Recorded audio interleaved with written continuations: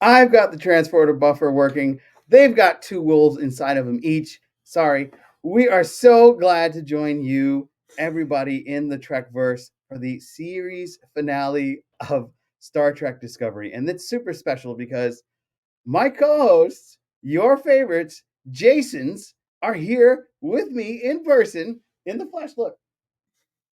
May I please have my cat Oh, back? don't touch my original signs, please. Oh man, we are going to dive right into Star Trek Discovery series finale. But the reason why we're all here together is because we jumped into Star Trek Long Island, had a blast. You're going to get a lot more of that coming at you this week. So much fun. Check out our socials. Follow us on Instagram. Follow us on Threads to see what's going on there at this amazing convention. All right, let's hop into First Contact. Thanks. I'm so glad, Joe, I got to actually do that live tonight for a change. Yeah. I always thought it was recorded, but no, it's a live part every time. show. And now I know why we don't usually do these with all of us in this. Exactly. IBS is a very common thing. Yeah, everybody's got it at some point, right? Now Or is it permanent? is more common than it used to be. Oh man. All right. Well, this is the series finale. We're talking Discovery over. You can definitely tell there was some muddling in the end, especially where they had to decide on, oh, this is a series finale. Sorry, guys. But I'll let Jason Roy Gaston go first with the synopsis.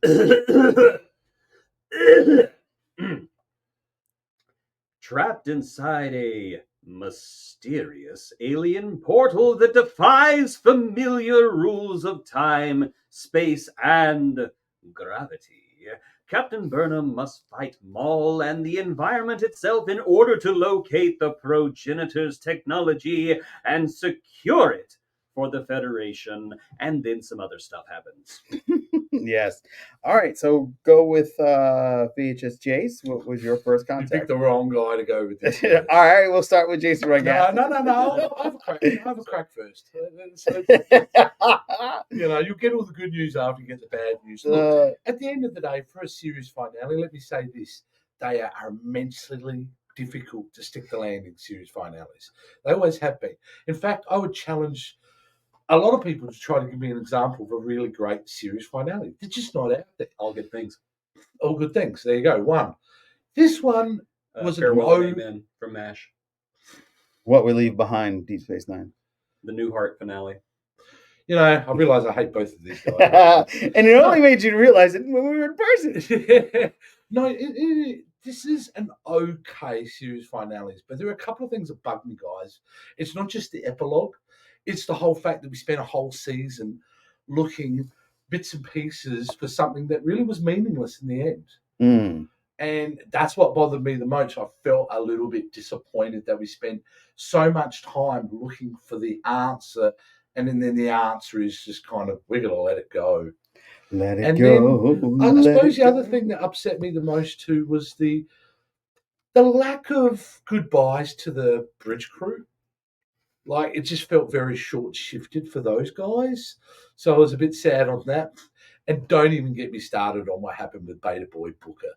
Like, that just made me mad. He is a simp, and they proved it with this episode. So, besides that, the only thing else that kind of annoyed me was the half-assed attempt at setting up Starfleet Academy. We're going to have a mentorship program. Nobody cares, Space Karen. Nobody cares. No, that's not fair. I've actually liked Tilly. I take that back. You're not a Space Karen. No, she's awesome. No, she's cool. She's cool. But obviously, the big thing I'm going to want to complain about is the epilogue, but we're all going to have an issue with that. So I'll just leave it at that. That were my initial thoughts. All right. Jason Roy Gaston. Okay. It was janky, and the ending was tacked on. But I'll be darned if it was not satisfying. It was satisfying. That's all I'm going to say about it right now. Okay. We'll dive into it deeper. I also agree. It was satisfying. The thing that bugged me was the progenitor tech. Oh, we're just gonna put it back in the black hole. Forget it.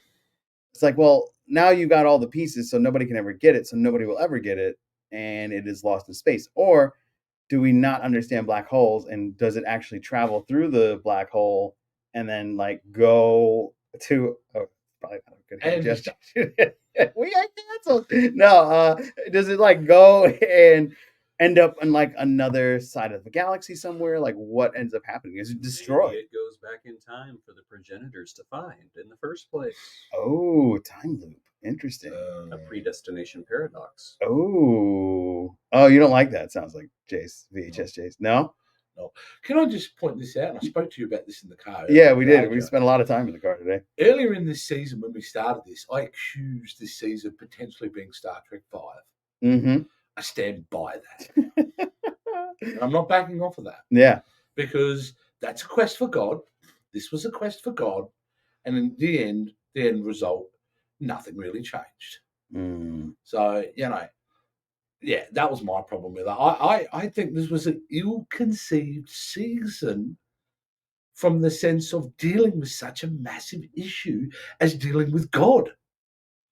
Dealing with the progenitors is how do you write yourself a great result out of that? I don't know how to do it, and I don't think they did either. Mm. No response? Jason? Screw you guys, no. This is Bye. your home. Bye. The way I see it is that I think that the season had kind of a predictable ending hanging over it the entire time. I kind of knew that this universe altering technology would end up not being used or be destroyed or deemed too dangerous to be used. So I was not wholly surprised when they chucked it into the black hole and said, well, this is somebody else's problem now. They were like, Kobe. What I did like, though, was the way that they tied it back into infinite diversity and infinite combinations, because they have been going through some very deep cuts this season, and that is something that I definitely appreciated, especially in today's political and social environment, to have a show that has been criticized for virtue signaling, that has been accused of being too emotional or being too woke, for it to stand its ground and say, idiots, this is what Star Trek is. Infinite diversity and infinite combinations. We don't need to create life. We have everything we need right now. I liked that sentiment. How it was done, I wish it would have been less predictable. I kind of was hoping Locke would come back. Me too. I was kind of disappointed we didn't get evil zombie Locke. Yeah, or something like Yeah. Golem Locke, where there's nothing. I was hoping he would come out of that little thing like toothpaste.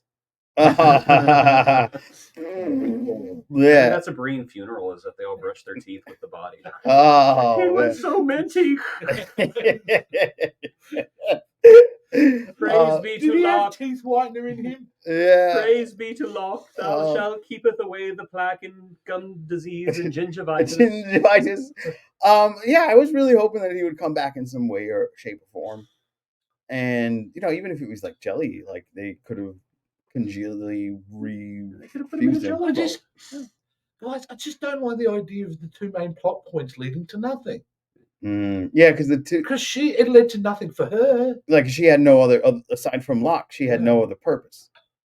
Yeah, she had no other purpose. It's not like she was like, secretly, like if they would have developed her just to have like, secretly I love Locke, but I also want to rule the universe. Yeah. Like that would have been kind of like, oh wow, this is a no joke bad guy. But without her and with that ending of her just kind of chilling on the exam bed and her either going to jail or working for Section 31, it kind of was like, okay, so she got redeemed, right? Is that what we got? She's redeemed? Did she though? Did she? Yeah, really though? I feel like she did. Like, oh, you know what? We got rid of the tech and we're all good. Thanks. Yeah, the thing that I did not understand about this episode is that so Moll was basically in charge of the Breen, right? Right. What was she doing when we first see her? She's killing Breen. Right. Why? What happened? Did they say something about her mama? Did they tell her butt looked big in that outfit? I mean, what's the deal here? And why is she held accountable for those things? Yeah. If you don't bring back the Scion, then all bets are off the table, right? Right. You should face for your crimes. Yeah. And what's going on with the Queen Breen? Like, is she going to be the ultimate? Oh. Yeah. Yeah, she'll end up queen. The others are chilling at the edge of the galaxy. It's like, oh, look at that gas cloud. You think we can fly through it? They'll run into that species. What was that species from season 4? 10C. Yeah, they run into 10C. They treat the Breen the way I wish they treated Discovery at the end of this episode. Well, the Breen just get on with business. It's another day in life. That's how you wanted Discovery to end? Well, Jason mentioned last week that he thought maybe the show would end with her on the bridge going, "Let's fly," and they're off on another mission. We don't get to see it. Our journey with them is finished. But they didn't do that, and I think I would have preferred to have an ending with the Breen and have Discovery kind of live on. It does, but you know what I'm getting at. We'll talk about the epilogue when we get into Fire at Will. Yeah. But yeah. One of the things that I loved about this episode was the action Saru as the ambassador, him threatening the Breen and getting away with it without being blown to smithereens. Because I had read the report where Doug Jones, the wonderful Doug, said that he's going to hang up his latex suit for Saru, and that's going to be the end of his time with this character. So I was in the mindset of, oh man, are they going to make a bold move and kill him, and then like would have used the technology at the end, like in another season, to bring him back or something like that.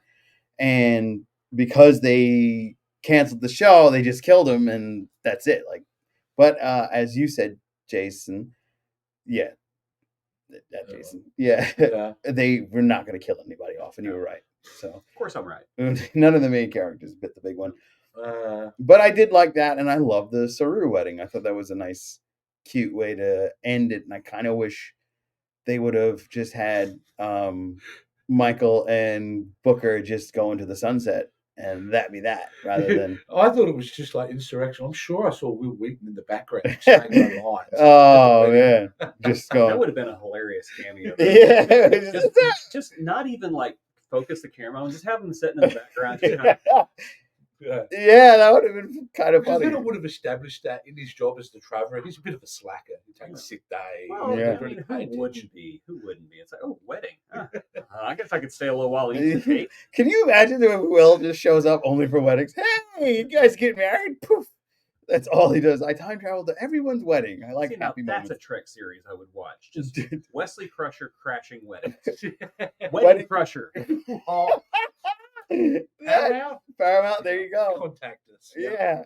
We could see the marriage of Boimler and Mariner sometime in the future. Will Wheaton crashes it. Yeah. I don't know, maybe he crashes Troy and Riker's wedding all over again. There's two Will Wheatons. He's looking at himself. Isn't this a time paradox? To upset all the fan base. Just multiply crushes. I am totally for that idea. Oh my goodness, just totally like Wedding Crusher this fall on Paramount Plus. Wedding Crushers. Because he have his brother Ed involved as well. Yeah. And there we go. And we turn into a buddy cop thing. Yeah. Well, right. Wedding Crusher. Amazing. Why do you always crash these weddings? I don't know. Why do you have an English accent? Oh. But I'm starting to see red vines again. I don't know. No, not the Borg again. It was the Borg all along. And somehow the Borg came back. Dude, can we move it to Fire? Yeah. There's something Jason brought up before that we're going to get to the bottom of. All right, let's do it. Fire at will.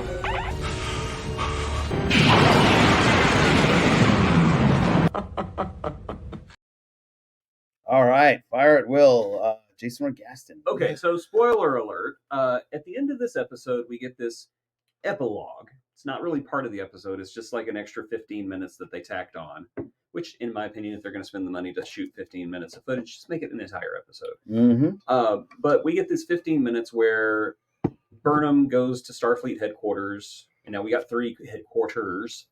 And Discovery is being basically sent out to pasture. There's a red directive that says that Zora has to go wait at the edge of the galaxy or something. And with the Breen. Yeah, I don't know where she's at. But so Michael gets on the bridge. There's that sappy, saccharine, but well-earned final moment with the bridge crew, everybody who was, available to show up that day for reshoots. And she says, "Let's fly," and the ship flies through this gigantic fleet of ships, and then boo, it's gone. So Burnham was the only person on the ship, right?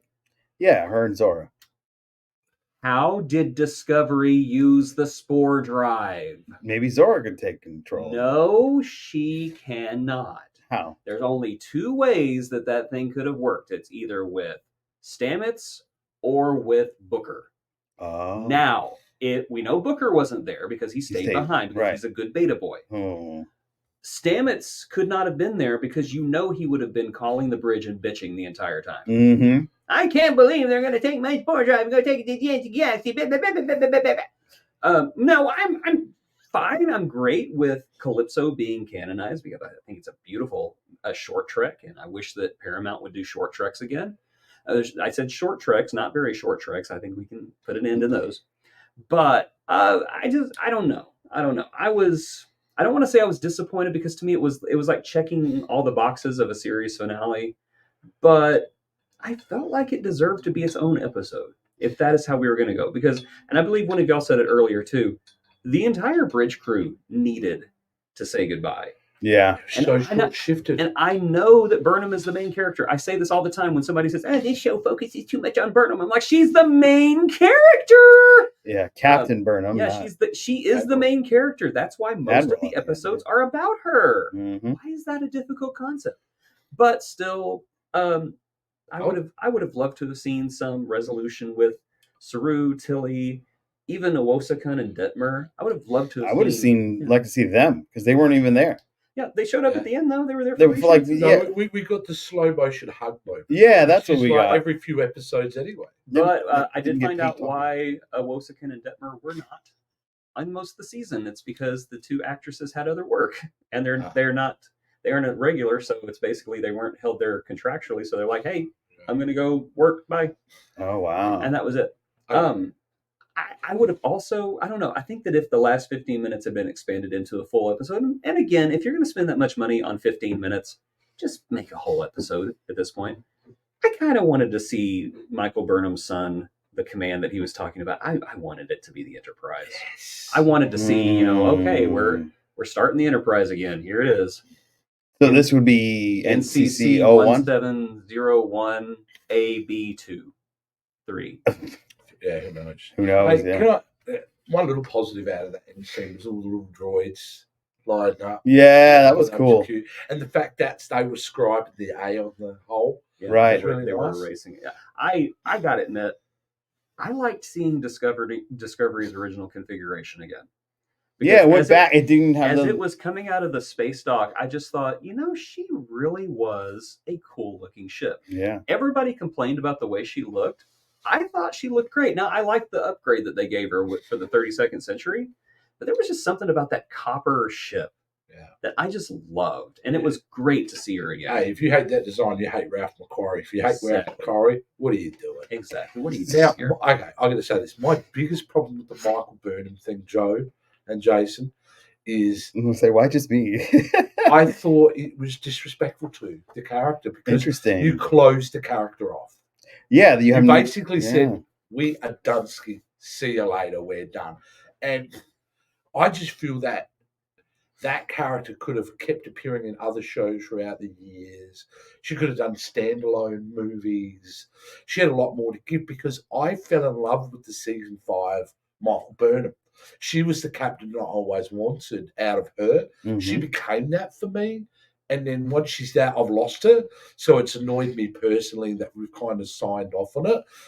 And I'm a bit over and we lived happily ever after. Yeah. Didn't really, I understand it's a fairy tale ending and things like that.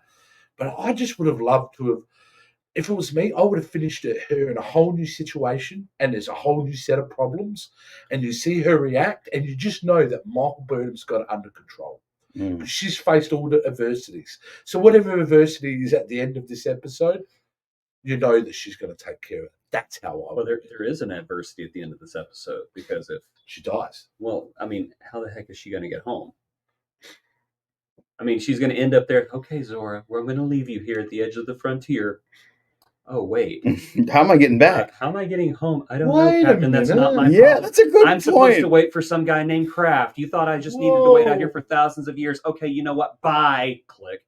Zora! Zora! No, seriously. Was that a suicide mission?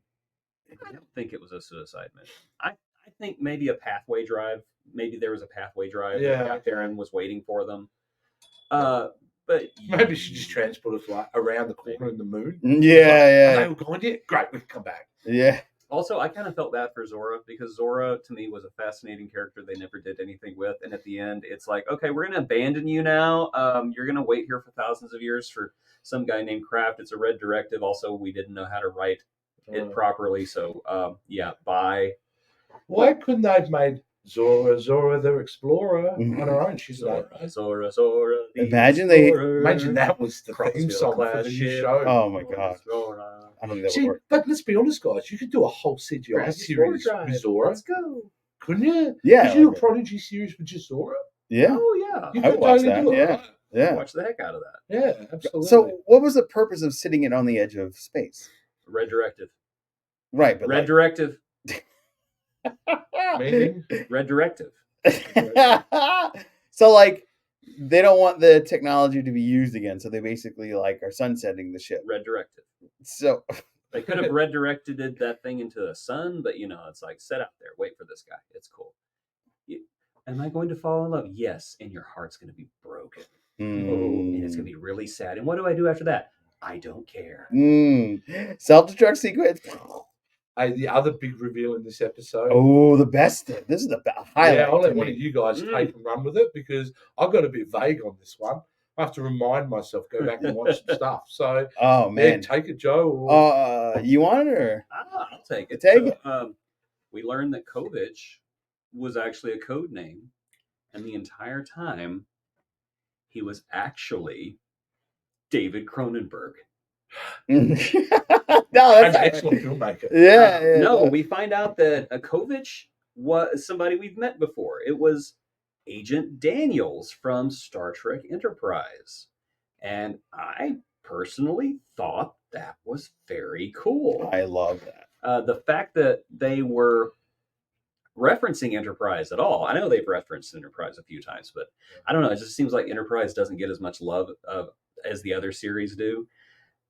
It was just cool to see that character come back, to see what he's doing now, and the fact that he had that collection of things. Because he's basically 1990s Winona Ryder. Pretty much, yes. But stealing stuff. Tell me your heart did not skip a beat when you saw that baseball. Mm-hmm. Like, oh my Geordi's God. visor. He stole Cisco's baseball. Yeah, the ball was great, right? I even got a little bit thought the ball was amazing, but it was too on the nose with Geordi's visor. Yeah. Somewhere back in time, a middle-aged Jake Sisko is desperately searching through boxes and crying, and his children are like, "What's wrong, Dad? I can't find your granddad's baseball. Oh, I swear it was in this box." I'm just wondering if Agent Daniels stole Geordie's visor right in the middle of the movie Insurrection. He won't need this again. Wait, so is he breaking his own time directive? Like just popping in, taking people's shit? Like, dude, oh, you're not gonna need that. Well, he's not time traveling because, Cronenberg he's a rule follower. Mm-hmm. So he's not time traveling. I think they're just things that are left over from the temporal war. And he's had them for years. Maybe they were alternate versions of Sisko and LaForge, and I think we said we saw the memorial box for Tasha Yar. Right. Maybe there's from alternate realities, alternate timelines. Heck, maybe I don't know. Maybe he found them in an antique store. I don't know. What I will say, I think, what it did do, it gave that character some emotion without having to give the character some emotion and depth. Yes. Because by just having the collection, it indicates that he really cared about what he did. Yeah. Yes. Because why keep them otherwise? Right. Unless you gave a shit. Yeah. So I thought that was good.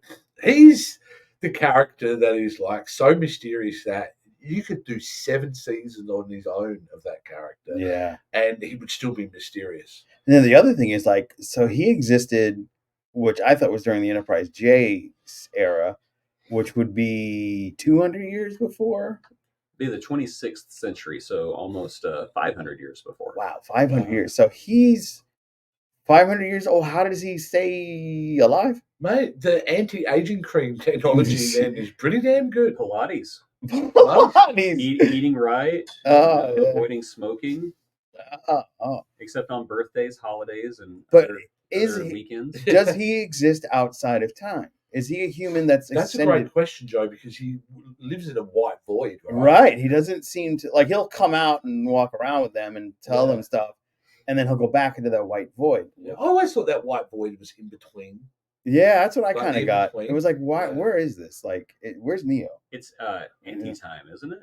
I would Because didn't we assume. see that in All Good Things? Oh, the big yeah. white, the big Yeah. whiteness. It was anti-time. So Oh, like the Cisco, the wormhole aliens. yeah, type it of could thing? be like that too. That's Yeah. kind of what I was thinking. Cronenberg was going to be. I thought he was going to be a wormhole alien, which Mm, would because they were given so much Deep Space Nine Yeah. references. But you Yeah, know what? yeah. I like it. I like it that it was Daniels. And I love the way they did it. Like she says, "That's not your real name," and she presents her hand to shake and says, "My name's Michael Burnham. What's your name?" And then you hear, "Oh, I It thought was that missing the. As soon as he said it, mate, it was missing the. Da-na, da, yeah, da, David, Agent Daniels will return. yeah, it's Section And of 31. For your Borg only. Yeah. I don't know. I think it would have been You're it would have been a Borg. great punctuation mark on that scene for Burnham just to go, who? Yeah, but she didn't really say anything. It's just, No, oh, she was okay. just like, I have no idea who Yeah, that is. sounds good. Okay, that tracks. Yeah, Whatever that from means. the NXO. Yeah, those records are like sealed. I don't know. Yeah, Hey, the Red other Directive. thing, yeah. the other thing I was kind of disappointed in is there's a moment where Michael Burnham goes inside the thing, right? And we see in the distance a progenitor coming. Yes, And I that would was bet cool. $100 on that moment that they Got Sam and face James. swapped her technology with the original progenitor from Mhm. TNG, or they were able to put her in makeup and made it work. But because I was like, that's a prime thing to tie it all up together. Yeah, Is that, and they couldn't, so they just got yeah, some progenitor we didn't know. right. Speaking A of that, telemarketer. speaking of that progenitor, She do did. you think that Laris and that progenitor are sitting on a planet somewhere, just going, they'll be here any minute? Ah, well, she said she'd be back, right? So she's Yeah. gonna come back. So right? that progenitor's just sitting there in that box, being tossed in a black hole. She'll be here any minute. Why is it getting so dark outside? Well, do you think maybe that's where she went to the Red Directive is? She went to that edge of space to go talk to that progenitor and take her spot? No, No? no. Mm. The thing is, you've got a real problem with Discovery now. You have well, if you're AI, you're a living AI, right? Right, So you're alive, and you're a spaceship that no one can know about. right. So to me, it was actually quite irresponsible to send her away. Yeah. They should have killed her. No, Blown her up. I think they should have put her in a It would have museum. been the best thing. No, Mm. no. I think it. Bring up the Instead, curtain, shotgun. All right, Yeller, just keep turning around, Yeller. I can just see Vance sitting there with a shotgun, going, "It has to be done." Burnham says, "No, It's Pa, old Yeller. it's my ship. Let me do it." So holy crap, they turned Star Trek into old Yeller. I wouldn't have even been mad. No, you know what?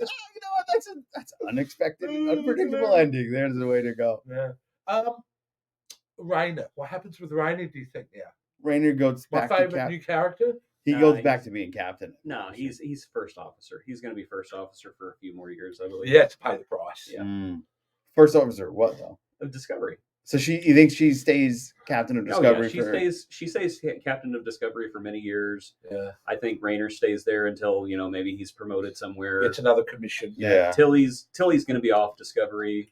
He'll be in Starfleet Academy. Yeah, Saru's off Discovery. He'll be off doing things as an ambassador. Yeah. Till then his things, by the way. Well, and who else have we got? Stamets. Stamets would probably leave. Yeah. And Coulter. He'll probably go back to the Worm Planet. Yeah. Adira would probably stay.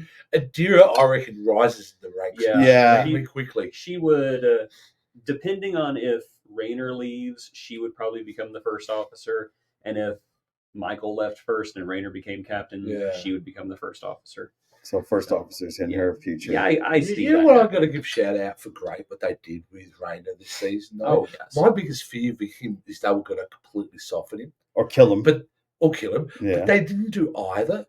They softened him in a way that was very credible and appropriate for the character, not just he's finally got a heart now. We don't have to deal with that. It's the fact that he taken responsibility for what he's done.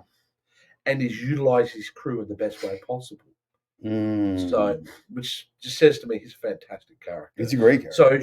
So, for the writers who have big problems with the writers and Discovery. In fact, the showrunner I accuse of not really understanding Trek. They did a great job with Raider and Michael Burnham this season. Yeah. There was one thing though that I did have issue with. Okay, first of all, separating the saucer and jumping the Breen ship was cool. Right. That was very cool. I was like, oh, they're going to separate the saucer? What? I didn't even know it could do that.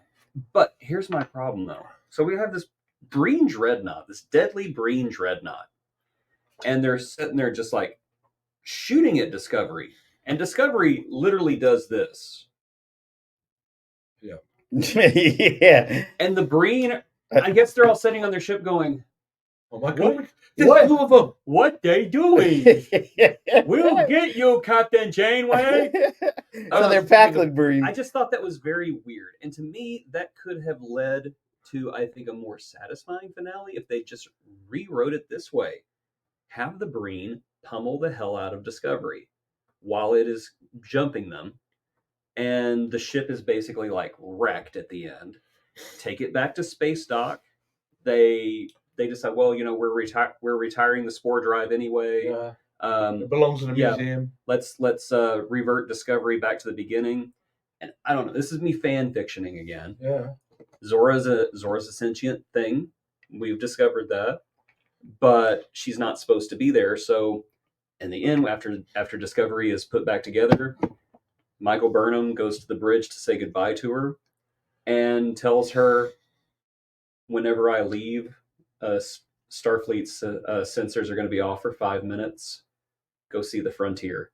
Oh, and she leaves. That's cool. And instead of saying, "Okay, Zora, bye," it's, "Hey, Zora, fly." Oh, wow, I love that. That's way pretty better than right. my idea. It's time for you to fly.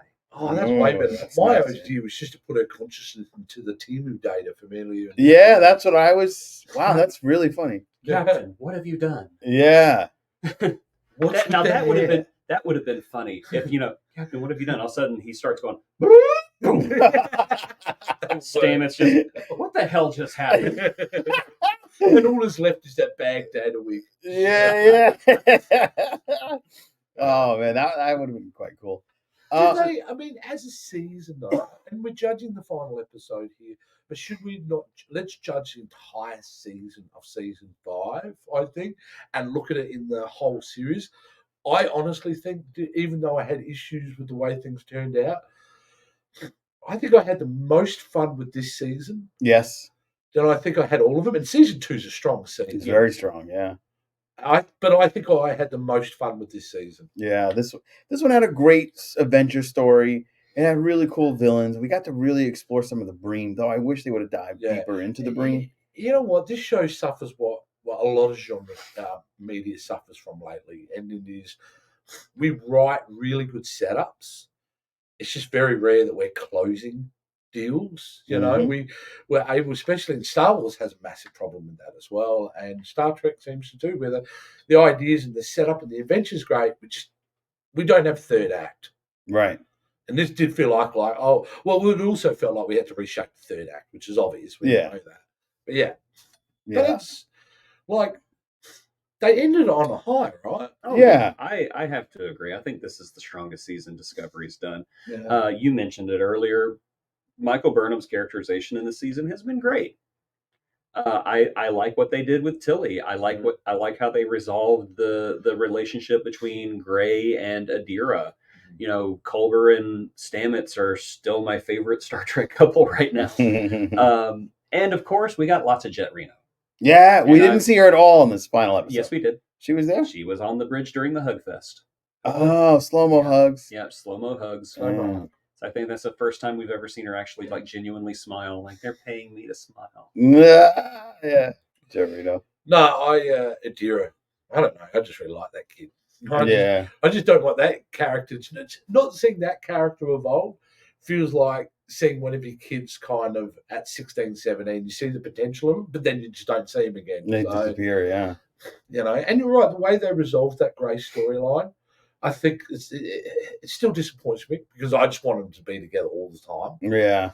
But the fact that they were in this situation, they tied it up really well. Yeah. It was handled very maturely, I thought. Right. And I wish that's something that we would see more of. Our characters who are in relationships who part amicably Yeah. and everything's okay at the end. I hate to be this guy, but if I had to put money on it, I reckon Stamets, Culver.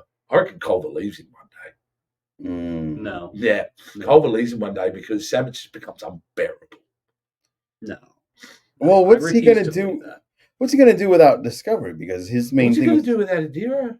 That But- was a theme that was going through here. Was at the very beginning, Stamets was worried about his legacy, right. Yeah. and so that I don't think that they handled it very well this season. I wish they had delved into it more, which is why these seasons need more episodes. Paramount, but- put more episodes. Yeah, but that's what I feel is that he was coming to peace with the fact that he didn't need something big and huge to be his legacy. You know, His that's an yeah. interesting point because there are scenes in that episode where you can see him knowing he has to let, and previous episodes where he had to let go when it comes to Adira, Mhm. especially Adira going on that mission, and he immediately went no, Right. but she still went on. So I think that's a very valid point, And actually. that's why I think that Hugh and Stamets stays together, because I think that Stamets has changed fundamentally. Culver's like, you're a pain. It's like they're both 100 at this point. Mhm. Culver's like, I've had enough. Yeah. You're a pain in the butt. You always leave the toilet seat down. And I don't know why, because we're both blokes. I pee sitting down. It's more relaxing. No, look, I hope they don't. We They hope are the that. most normal couple. And, They are. you know, I always go, oh, they're the most boring couple. That's But when you because they said are. last week, well, the week before, hey, man, how many stable relationships Right. have we had? That's what I mean. They're And the I'm most like, stable. but, yeah, we don't have any. Yeah. So all we had these to go all with these it. couples are either dysfunctional or one of them's dead. Yeah. You know, my instinct was to go, Riker and Troy. Oh, Oh, no. That's complicated. Yeah. Yeah. I mean, O'Brien and Keiko. Oh no. No. Yeah. Yeah, she was doing botany on Bajor for 2 seasons. Mhm. Bashir and Garrick. Oh, no. It's quite Yeah, predatory. that's well. It's predatory No. relationship. Yeah, a little bit. There's no doubt about it. So, yeah, no, give it to them. So, Yeah. where do they go now? Well, Starfleet Academy is where they're going. Yeah. And is it confirmed? And we should probably, which is the next segment, really, isn't it? This is Fire at Will, Joe. We already did We already did that. Do we? Yeah. You're on top of your game today. I'm jet lagged. That's my Where you come from the other side of the planet or something? So now I forgot what I was going to say. So someone Starfleet Start with Starfleet Academy. Academy is Yeah, what is Yeah. it? Yeah. signed, sealed, delivered. We're getting it. Yeah. But is it confirmed that's the timeline? Yes. We're just assuming. Has No, it it's come out confirmed. right? It's confirmed. Yes, it's in confirmed. writing. Confirmed. Yeah. Yes. Tilly's going to be in it. We just got that the main character is going to be Academy Award winning Holly Hunter. Holly Hunter. Holly Hunter. So Right. Mrs. Incredible. yeah, Mrs. Incredible. Great choice. Hasn't there been other casting this week? No. for that too? Nope, no other casting. I wouldn't mind seeing a couple of other Discovery. Yeah, that's what I'm characters show up. hoping. I wouldn't mind seeing Jet Reno teaching an engineering class, or Cherino. or She's doing like PE. Okay, Jim you guys Picture. all go over there and throw balls at each other. I'm going to be sitting over here because I'm hungover. Mm, She'd be the Whoever cool came gym up teacher that with- everybody loves, but she secretly hates everyone. mm. To me, that is one of the best written characters Star Trek for a very long I think time. it was all Cherry. Tig Notaro. Yeah, I think she just. I wrote Did think you it. think she just brought I herself think she to it? just showed up on set one day and was like, "What's this? This the uniform? I'm going to put it on. Now I'm going to sit over here and complain about things." And yeah, I agree. She's like my favorite character from Discovery. But Aside what makes from her Grudge. work Oh, isn't Grudge. that she. Oh, there was no Grudge. Yeah. Well, no, he mentioned her. He He said, mentioned her. "Yeah, like, oh, we're gonna go up with Grudge," and Yeah, you know. no. Grudge deserved to be in this episode, and Yeah. Michael deserved to pet Grudge, and Grudge actually enjoy it. Mm. I think that would have meant more than anything than all Instead of the than Book and saying, "I love you, Michael. I love you too." Yeah. No, she should have walked up to Grudge, scratched Grudge behind the ear, and Grudge start rubbing against her. It's like, Yeah. cut to Yeah. credits. We Yeah, don't that need any would've more than worked. that. So no futures Burnham. No, just Book the or something? Discovery credits with "What's new, Pussycat?" It- Whoa, whoa, whoa. So basically, you're saying Michael Burnham becomes a crazy cat lady. He starts throwing cats at her neighbours. All the fans at home, why does she keep crying like that? You know what?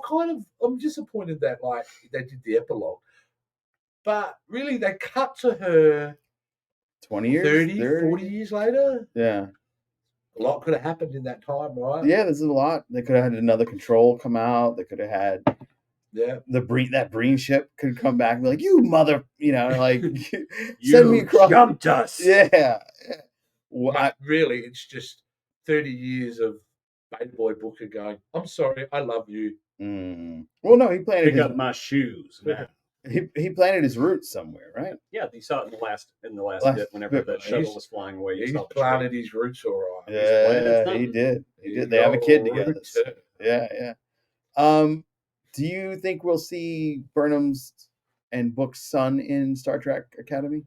Starfleet No, it's Academy? too I far would in be the very future. surprised. Too far in the Yeah, future. he won't be. Maybe no, he wouldn't even be there for class. I don't know. Maybe they have a daycare or something. Maybe. Just don't do a Gotham style Yeah. thing where we're going to see him grow up. I don't want to see anything like that.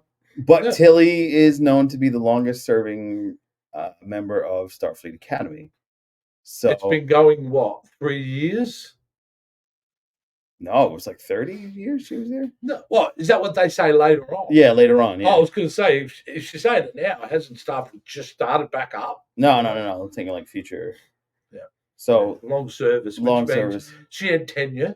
Yeah. Which means about year 12, she stopped giving a shit. Yeah, you guys gonna go fly the ship. I'll be over She here. had bottles of scotch in her third drawer. She was like, not doing anything. So do you think she gets an O'Brien statue?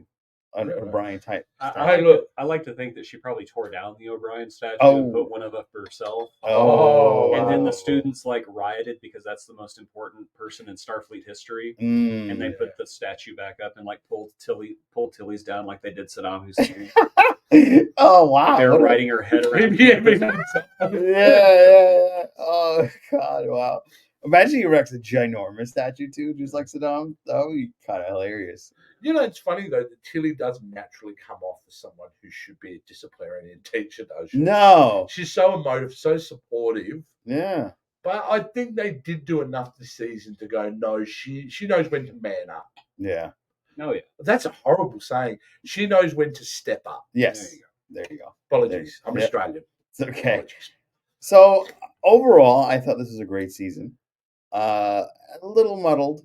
There were some things that I would have really appreciated, like seeing Zombie Moll or, Zombie Locke, or some type of returning iteration of Locke. Maybe because you got obsession with Flubber, dude. Yeah, gotta maybe. Gotta let it go. Well, Elias is a nice guy too. He is. We got to meet We him. did. We met him He today. met him. Met the guy. Had a nice conversation. Walking around without his makeup on, and nobody knew who he was. Yeah, there was. I know your face twice. I've seen you somewhere, but I don't know where.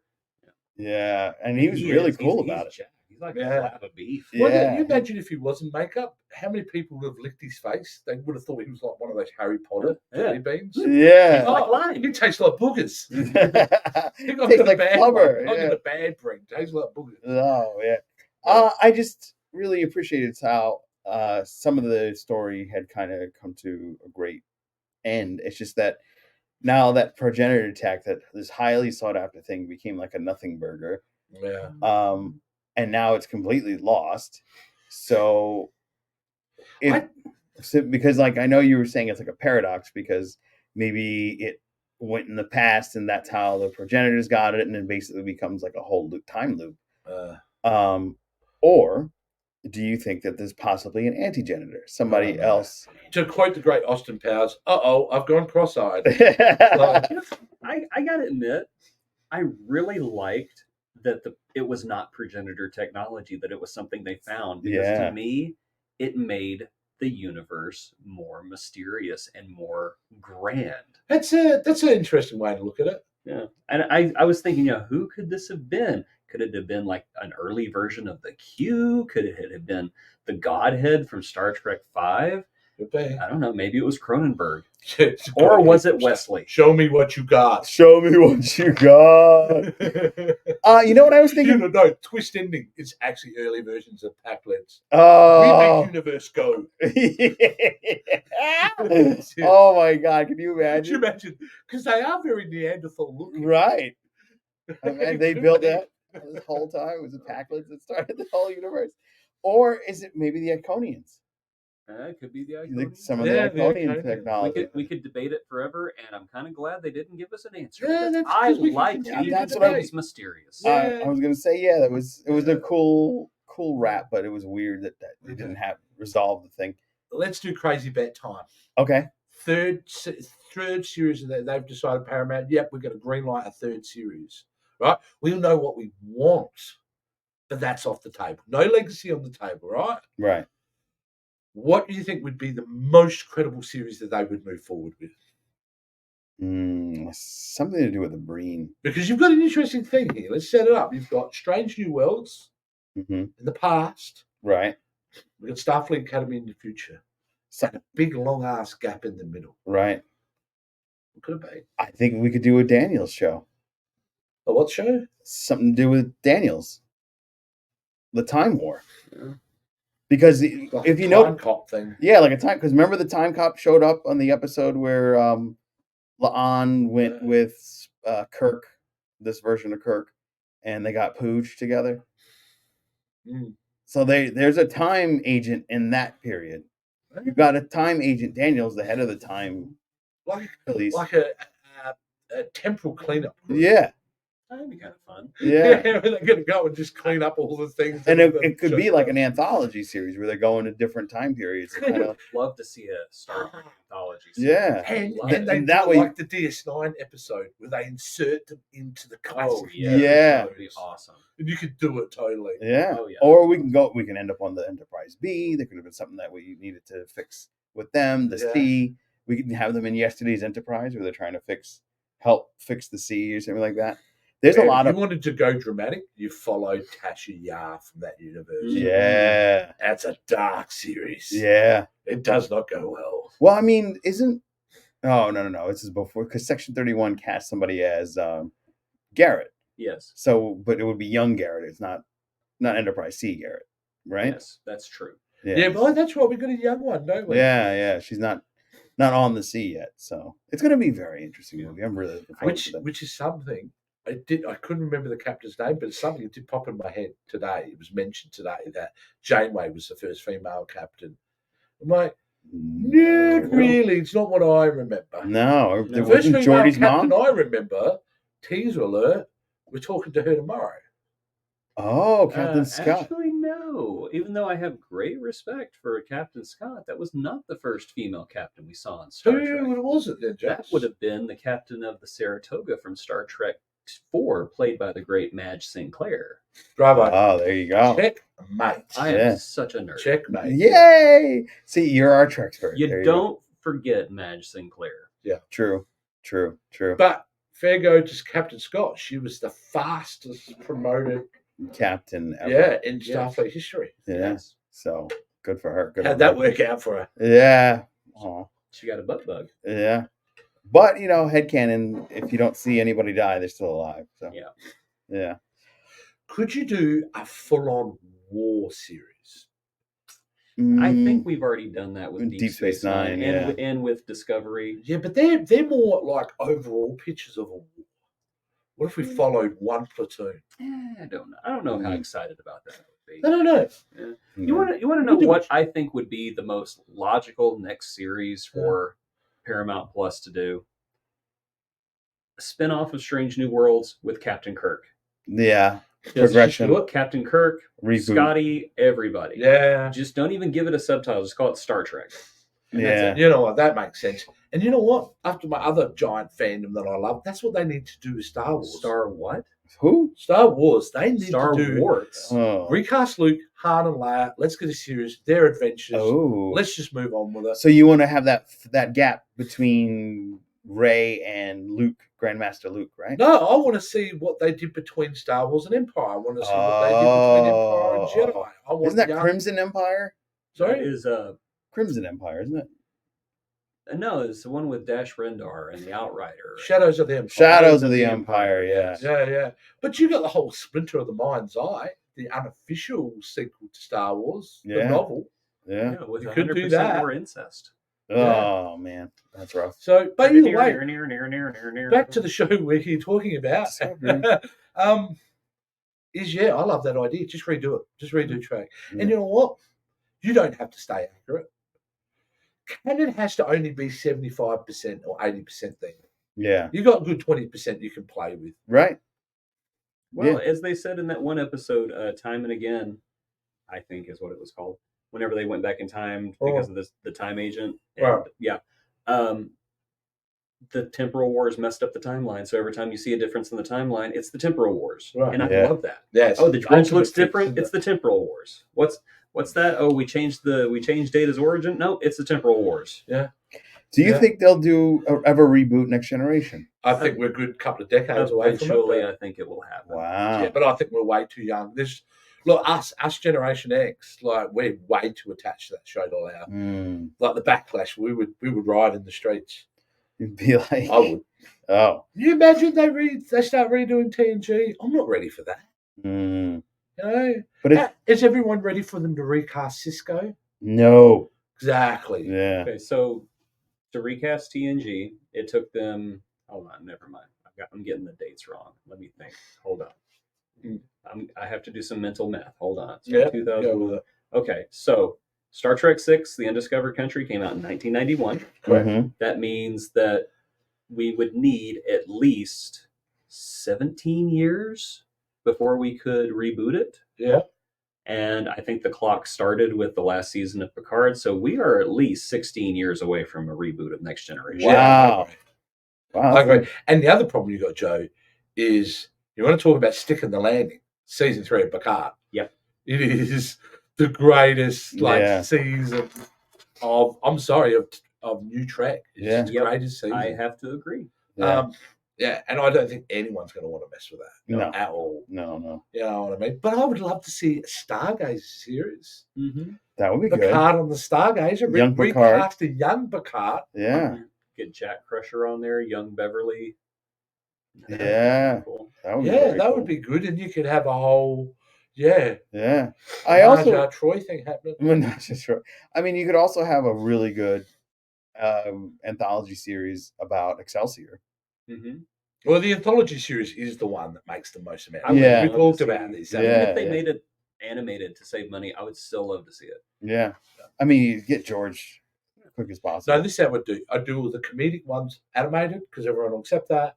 And then your real anthology of what happened here. The other thing I mentioned 2 weeks ago, you could have a third anthology series, which is basically stealing What If from Marvel. What if this happened? I'm all for that. Yeah, that'd be cool. Because I've always liked the idea that Khan Nooney and Singh accidentally saved Earth. Yeah. Oh, because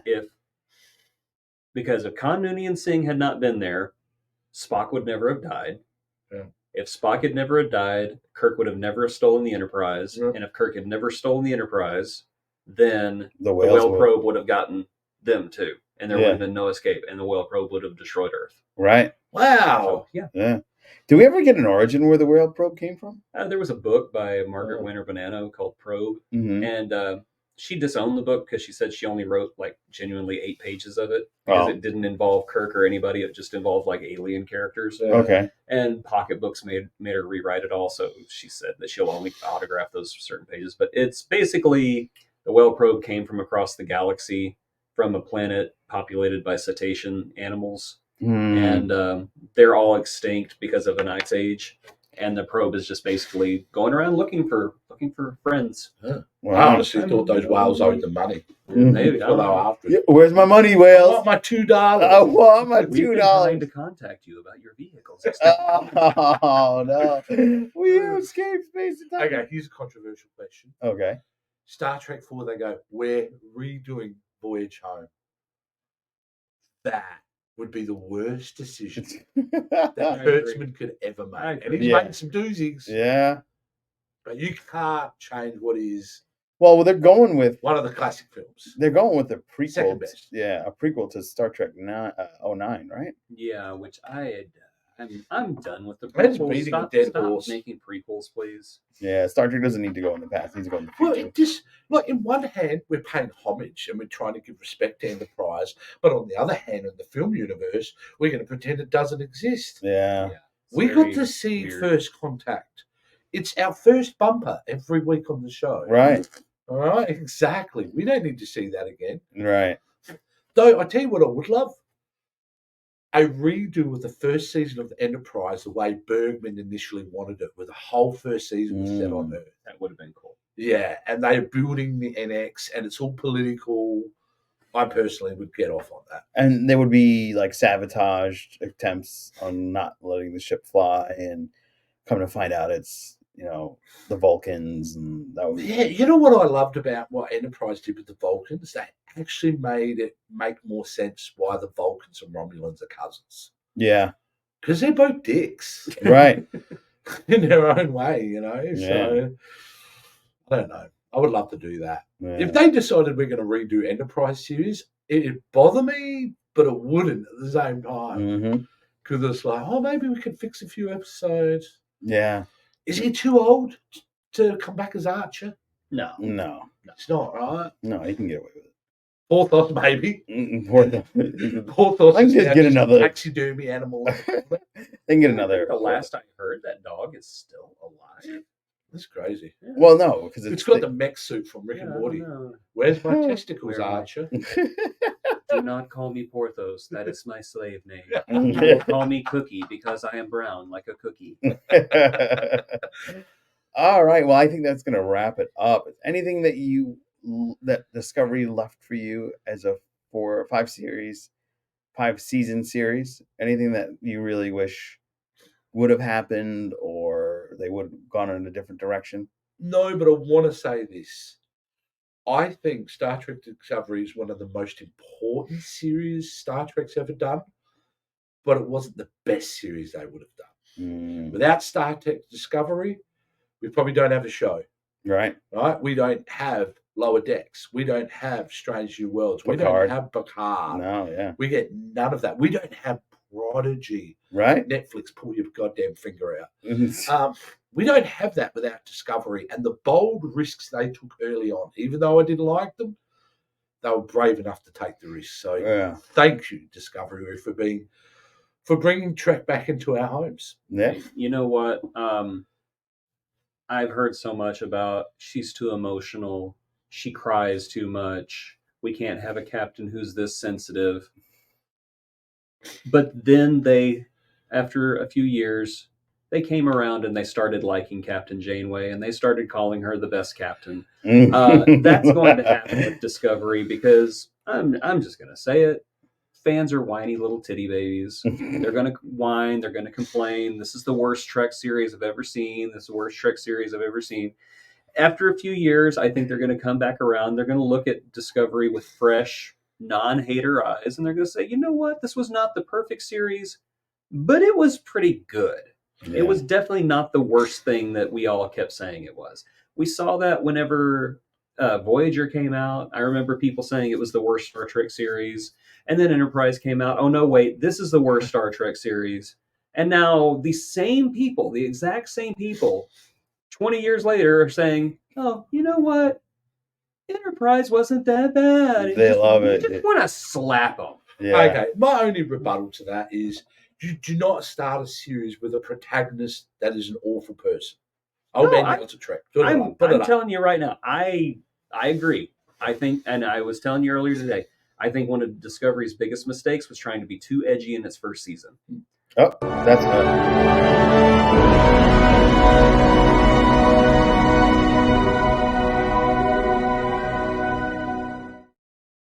I wanted to use that. I'm so glad we don't have a portable version of that. I'm kind of glad that he used that bumper in this show because I can do this. Oh no! No! You're gonna beat him up. But it's a great time to use it because we're going to be diving back into the agony booth. No! Yeah, and we won't have any missed opportunities to that. So. But what episode are we talking about on the agony booth? Well, you people are going to have to find out as they join us live tomorrow in Trek Long Island because we're talking about conspiracy.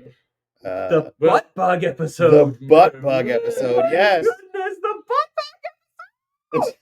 Come on, shout out to that Admiral who gives one of the greatest evil villainous performances. Yeah. Oh, yeah. Come at me, Klingon. Show me your warrior prowess. Yeah. I am an old man and my depends are full with rage. And we are so excited to sit with Ursula Bryant, who played Captain Scott, the fastest rising captain. Yeah, the fastest rising captain in Starfleet history at that time. at that time. At the time, yes. Yeah. So it's going to be a lot of fun, and you're going to be able to see that some point this week here on the Captain's Quadrant. Yeah, so or you can just come see it in person. I'll come see it in person tomorrow. But yeah, we'd rather you come. Yeah, come tomorrow. It's gonna be a And lot Joe of fun. just dropped today was a huge day. We'll drop a lot more, and you would see stuff on our social media.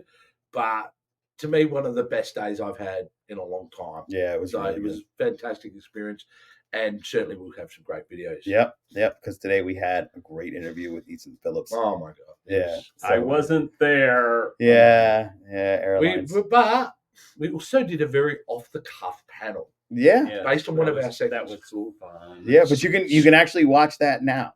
Yeah, we live streamed. So we live streamed stupid that. Star Trek questions. Yeah. And my God, people turned up. I Yeah. don't know how much we had Yes, to they pay did. them to do that. No, we didn't have to pay anything. I don't And we filled the room, guys. We filled the room. And they loved it. Yeah. And they were involved and they were engaged. And they said hi to us in the hallway. Oh, that was a great people panel. were coming up to us and going, a great panel. One of the great panels of the thing. Yeah. And they had really talented people there today. They too, did. So. They did. And I got to say, I've met some other podcasters today that I just admire and I love to pieces. And I got to meet them for the first time today. Yeah. And, shout out to Star Trek guy. Who is just, him too. He's taller tall, than me. yeah. He's huge. And Sean Ferrick, Yeah. I met him in person. He is every bit the lovely human being that he is on the internet. Yeah. Meeting him was a genuine pleasure. Yeah, no, both of them were absolutely amazing. Star Trek guy is an inspiration. Yes. He really is. He actually represents the way he behaves and the way he does his podcast is so idyllic to the Star Trek principles. Absolutely. Yep. And he endures. And we love him. And Shaw Ferrick, well, he's the GOAT, right? Yeah. When it comes to podcasters, he's the one that inspires most of us to do. You ever seen that meme? That's what I'm talking about. He's the GOAT. Yeah. The GOAT. Yeah. That's Sean Ferrick. And a lovely guy. And go check out his social media because he tried to feed me a butt bug. Yeah. I don't know what was going on there. I went to go shake his hand. He's like, "Oh, come here, bring it in." Oh, yeah. Okay. Yeah. What a great day. What a great day. Yeah. So thanks, Trek Long Island. Thanks to Matt. Thanks to Stephanie. Thanks to everybody involved in that wonderful convention. We hope to see you guys next year. And we'll definitely see you tomorrow. So there's going to be a lot of fun stuff. And don't forget to watch that episode because it's going to reveal what we'll be watching next on the Anthony Booth After Conspiracy. That's right. I'm hoping for Tuvix. I really want to do Tuvix. Oh, wow. Where silence has a lease, please. Yeah. All right, guys. Until next time. Nagilum. Oh, my God. Nephelheim? Nagilum.